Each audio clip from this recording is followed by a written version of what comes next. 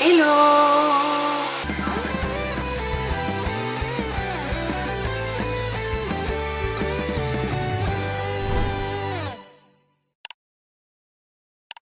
Bienvenue dans ce nouvel épisode des Junevlog Diaries. Encore un jour où il fait super chaud. J'ai très mal fait mes tresses ce matin. Est-ce qu'on a quelque chose à faire? Non. Je suis en train de me préparer mon café, là il est 8h30. Je suis debout depuis 6h30 encore. En même temps c'est l'heure à laquelle Edwin s'est réveillé parce qu'il a commencé tôt ce matin. Et comme je surveille Eros depuis hier, je préférais être réveillée tôt aussi. Là je crois qu'il est reparti sous le canapé. J'ai l'impression que déjà là à cette heure-ci il commence un peu à souffrir de la chaleur. J'ai mis des serviettes mouillées partout dans l'appart. Il y en a partout. Je leur ai mis des petits sticks à lécher au congélo. Je vais leur donner dans la journée, histoire de les rafraîchir un peu quand on sera au pic de chaleur. D'ailleurs cette nuit avec Edwin on a dormi sur des serviettes mouillées. Alors moi j'ai un peu mieux dormi, j'ai moins souffert de la chaleur du coup pendant la nuit. Et Edwin je crois que ça a pas trop marché sur lui. Voilà, je crois que je vais rester un petit peu sous le ventilateur avant de me mettre sur mon bureau et de commencer le montage du vlog d'hier. Là comme il est 8h30, je vais me poser un peu devant la télé. Enfin je vais regarder des vidéos sur YouTube. Franchement je dois avoir 70 vidéos de retard, c'est un enfer.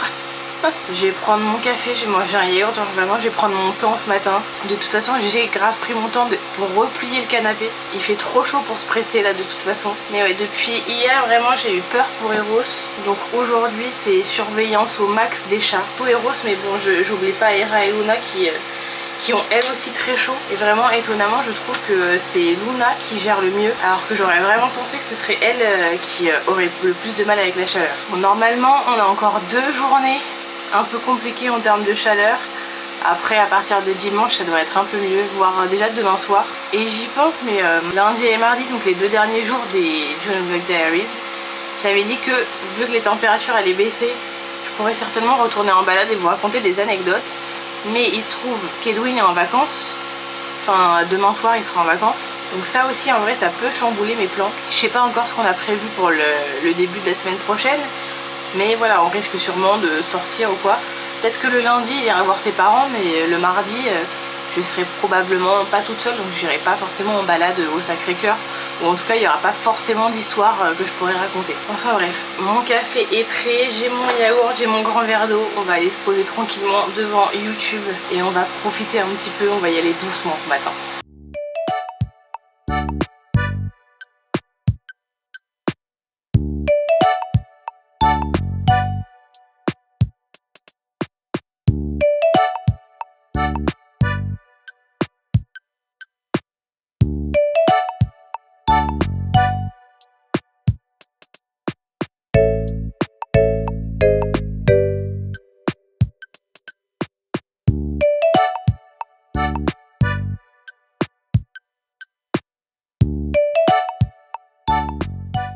Je reprends, il est midi. Je vais manger un petit bout. J'ai un sandwich Subway que j'ai pas mangé hier, donc je vais le manger maintenant. J'ai refait mes tresses, hein, vous l'avez vu, je crois que j'ai filmé un petit extrait.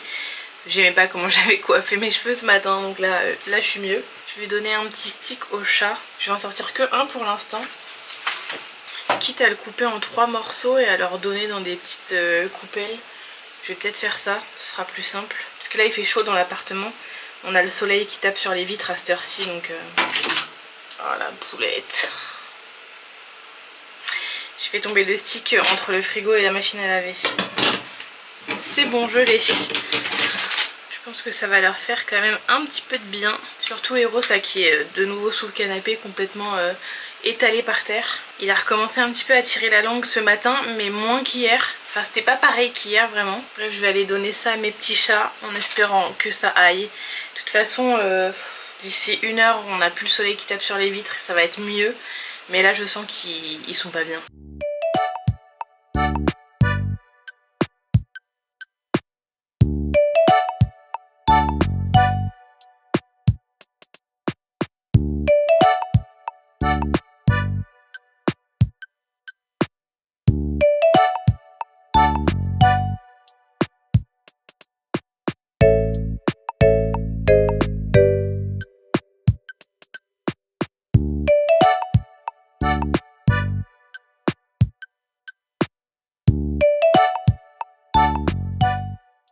gars, je sais pas si vous allez me croire, mais il est 14h et je suis en train d'importer sur YouTube mon vlog.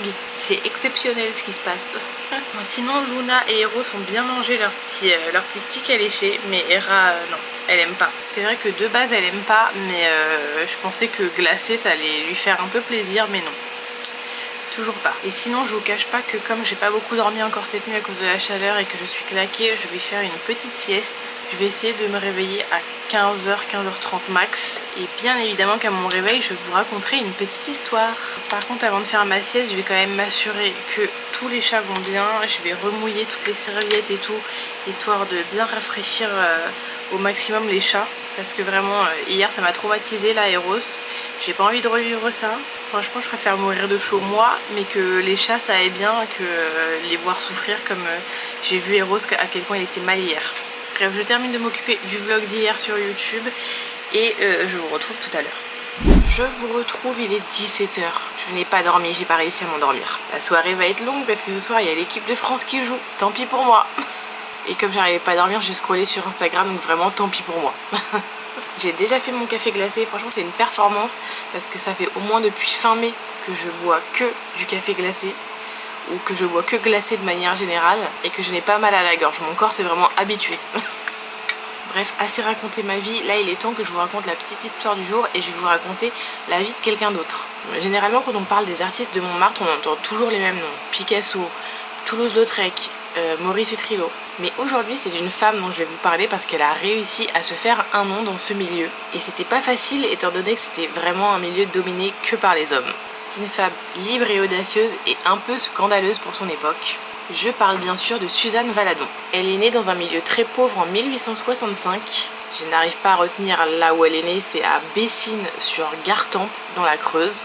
Elle va grandir dans la pauvreté à Montmartre où sa mère est venue chercher du travail. Et très jeune, Suzanne va enchaîner les petits boulots et elle va finir par devenir acrobate, mais après une mauvaise chute, elle doit abandonner cette carrière dans le cirque. Elle va commencer à poser comme modèle pour les peintres de Montmartre. Alors à l'époque, c'est pas forcément glamour d'être modèle, mais Suzanne, elle a quelque chose qui va intriguer les artistes peintres. En fait, elle a un regard fort et une présence assez magnétique. Elle va poser pour Renoir, Degas ou même Toulouse-Lautrec. Et c'est d'ailleurs Toulouse-Lautrec qui va lui donner le surnom de Suzanne, puisqu'en fait, c'est pas son prénom. En réalité, elle s'appelle Marie-Clémentine. Mais continuons à l'appeler Suzanne. Et en fait, Suzanne, elle va pas se contenter de poser, mais elle va observer les peintres. Et du coup, elle va apprendre seule de son côté, elle va dessiner, elle va peindre en cachette et peu à peu, les artistes qui gravitent autour d'elle vont finir par découvrir son talent. Mais à cette époque, à Montmartre, les femmes qui peignent sont rarement prises au sérieux. Et d'ailleurs, elle refuse complètement de jouer le rôle qu'on attend d'elle, c'est-à-dire de dessiner des peintures mortes ou des trucs comme ça. Elle va peindre des nus féminins, mais elle va vraiment peindre des femmes, avec son regard de femme. Parce que normalement, les nus féminins, ils sont peints par des hommes, pour des hommes. Et Suzanne, elle se contente pas de peindre, mais elle vit aussi sa vie à sa façon. Et façon qui va choquer profondément les gens à cette époque-là. Elle a plusieurs amants et parfois plusieurs en même temps, et elle s'en cache pas. En 1883, elle donne naissance à un fils, Maurice Utrillo, qui deviendra lui aussi un célèbre peintre du quartier. Elle boit, elle fume, elle s'engueule, elle décide, enfin bref, elle s'affirme quoi, et ça plaît pas forcément à l'époque. Côté relation, j'avais déjà parlé dans l'épisode où je parle d'Erik Satie, qu'elle a eu une relation courte et intense de 6 mois à peu près. Il se trouve qu'il l'avait demandé en mariage après leur première nuit ensemble. Calma Eric. Au final, elle va épouser un homme qui s'appelle Paul Moussi, je sais pas comment on prononce, et il se trouve que c'était un ami d'Erik Satie. Coup dur pour Eric. Et ce Paul va lui offrir une stabilité financière pendant une dizaine d'années, mais elle va le quitter. Et elle le quitte pour André Hutter, pareil je sais pas si je prononce bien. Et lui c'est un ami de son fils Maurice, il a 23 ans de moins qu'elle, mais elle se fiche complètement de ce que les autres peuvent penser. Et Suzanne, André et Maurice, on les surnomme souvent le trio infernal ou alors la Trinité maudite. En disant ça, comment ne pas penser à Pyramide maudite? Pyramide maudite! Pyramide maudite! Pyramide maudite! Bref, ils vivent tous les trois sous le même toit, mais il se trouve qu'ils sont tous les trois alcooliques, à différents degrés, mais alcooliques quand même tous les trois. Ils sont pas hyper faciles à vivre et ils s'engueulent souvent.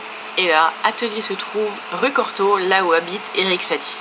Encore un coup dur pour Eric. Mais pour en revenir à sa carrière, Suzanne Valadon va être reconnue pour son travail de son vivant.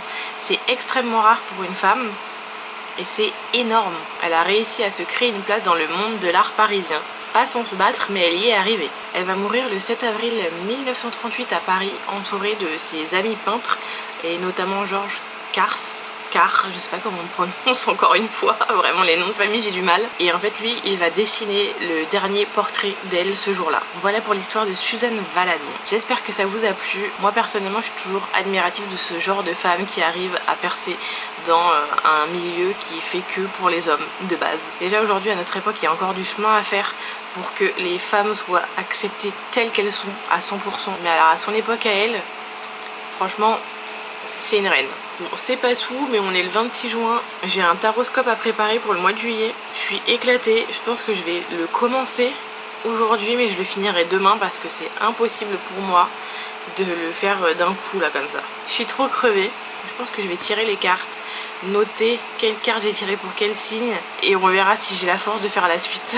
De toute façon, je vais le publier le 30 juin. Donc en vrai, j'ai 4 jours pour le faire. Donc je pense que je vais le faire étape par étape. Aujourd'hui, je vais juste tirer les cartes.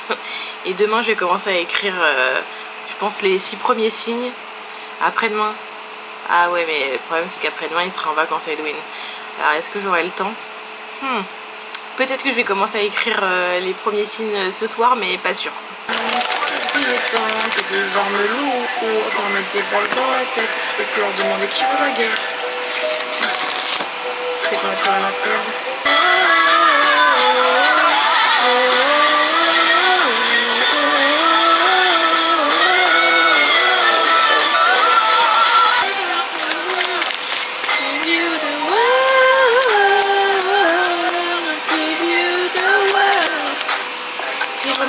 Tout ce qui m'entoure m'a rendu méchante.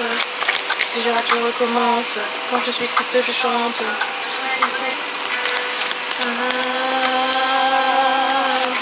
Maria.